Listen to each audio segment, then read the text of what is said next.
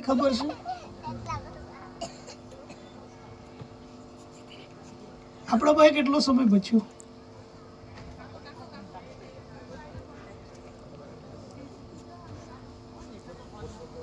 કોઈ પાસે સર્ટિફિકેટ કોઈએ કીધું હોય, કોઈ માતાએ કીધું હોય આજે તારે એટલો સમય બાકી, કોઈએ નહીં કીધું? બિલકુલ અણી ઉપર છીએ આપણે, બિલકુલ એવા સમયની અંદર રાત ટૂંકીની વેશ જાજા, આવી બાબત ઊભી થાય.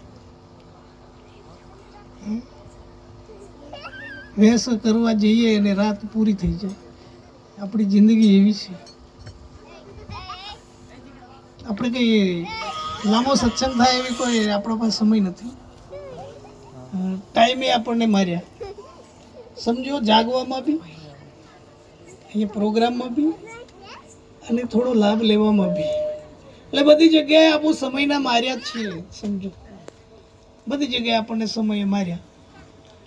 કાંઈક આપણે ધારીએ છે કંઈ ઓર ને થાય છે કંઈ ઓર. વિચારતા હોય આપણે કાલે એવું કરીશું ને રાતમાં પરપોટો પૂરો થઈ જાય.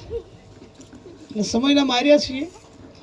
તો આમાં બી થોડોક સમયે આપણને દગો દીધો. આપો તો હાચા જ હતા. દેખો, માણસ હર હાચો જ હોય છે. તકલીફ એ સમયની છે. ક્યાં તે સમય પર મળતો નથી, યા તે ટૂંકો પડે છે. બાકી આપું તો બરાબર જ છીએ. આપું ક્યાં હે? આપું તો આપણા સમય જ જાગી છે. સૂરજ વહેલો નીકળી જાય. ભૂલનો તો એ જ છે. ભૂલ એની છે કે હું કબ 6 વાગે નીકળે, આપણે 8-10 વાગે જાગીએ તો એના ટાઈમે નીકળવું છે. એટલે ગલતી તો દુનિયા બનાવવા વાળાની જ છે. આપું તો બધા હાચા જ છે. આપણામાં કોઈ ભૂલ નહીં. તો આપું થોડાક જાગવામાં લેટ છીએ. આમ જાગી ગયા છે બધા જ, પણ તમારી અંદરની દુનિયામાં જાગવામાં ઘણી બધી વાર છે. જ્યાં ખરેખર જ્યોત જલાવવાની છે ને, ત્યાં તો ખાલી ચારો પૂરીને મૂકી જ રાખી છે. મનુષ્ય જન્મની કિંમત ખબર છે? એક યોનિમાં આવવા માટે કુદરતે 4 લાખ વર્ષ સુધી તમને સમય આપ્યો છે. એ મનુષ્ય યોનિની અંદર. અને આની જિંદગીને તમે એવી રીતે વેડફી રહ્યા છો.